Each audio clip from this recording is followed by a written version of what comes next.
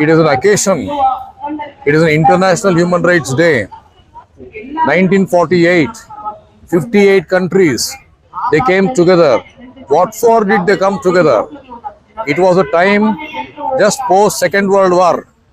During that particular period, there was a total human right violation. Then these countries came together, and as a product of that, the UN General Assembly adopted a resolution where 30 articles were there. India is also a member country. India also has agreed to the declaration that we are going to protect human rights, we are going to safeguard human rights, we are going to extend human rights. What are we seeing today? What are we seeing today?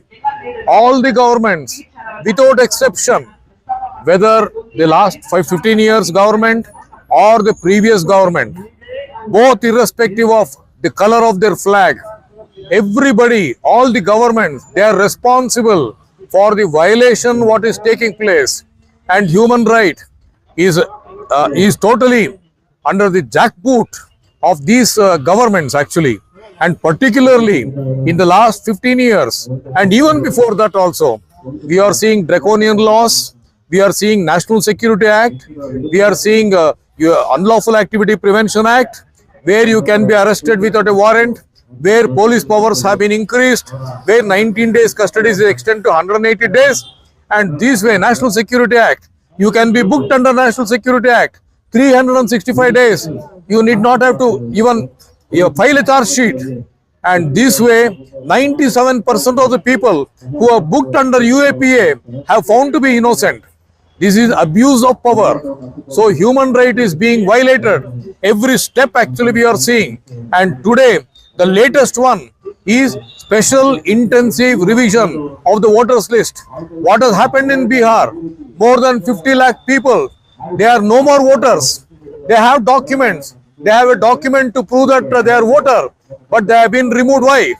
Today, the government is making a backdoor entry of citizenship. They have included the provisions of citizenship and demanding that the document related with citizenship will have to be provided for you to become a voter. So now, under special intensive revision, what has happened, and now in 12 states, now it is undergoing that revision, and even in Karnataka also, next year they are going to implement special intensive revision.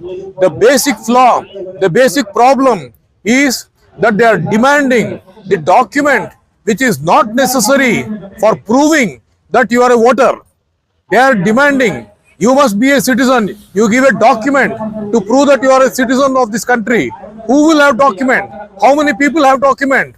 Poor people are there. Lower middle class people are there. Minorities are there. Migrant people are there. How can you expect them to give a document? If you are not giving a document for citizenship, then you are no more a voter. This kind of a deletion is going on a mass scale, and everybody, every citizen has got a right to vote and right to be a part of the electoral rolls, and that very right of the citizens for being a voter, that is being snatched away by this way or that way. So CPDRS, Center for Protection of Democratic Rights and Secularism, has been consistently taking this issue. We have submitted memorandum. We have organized protests across the country in more than 15 states. Even in Karnataka also, even in Bangalore also, we are raising this issue on the occasion of International Human Rights Day. SIR, rather we are demanding the government to withdraw SIR and resort and come back to the normal procedure of enrolling voters.